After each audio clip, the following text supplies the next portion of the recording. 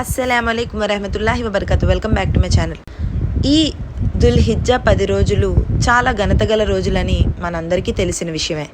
అయితే దుల్హిజ్జా యొక్క 9వ తేదీన అనగా అర్ఫాత్ రోజున ఉపవాసం పాటించమని ప్రవక్త ముహమ్మద్ సల్లల్లాహు అలైహి వసల్లం వారు తెలియజేశారు. అయితే ఆ రోజున ఉపవాసం పెట్టే వ్యక్తికి ఎంత పుణ్యం లభిస్తుందంటే ఆ వ్యక్తి చేసే మునుపటి సంవత్సరం యొక్క పాపాలు క్షమించబడతాయి. అంతేకాదు ఆ వ్యక్తి రాబోయే సంవత్సరం చేసే పాపాలు కూడా క్షమించబడతాయి. ఇంత మంచి ఘనత గల రోజు కాబట్టి ఈ అరఫాత్ రోజున ఎక్కువగా దువా చేసుకోండి, జికిర్లో ఉండండి, మీ పాపాలు క్షమాపణ అడుక్కోండి, అల్లాతో ఉపవాసం పాటించండి.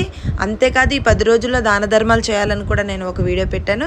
నా ఛానల్ని విజిట్ చేసి ఆ వీడియో చూడండి.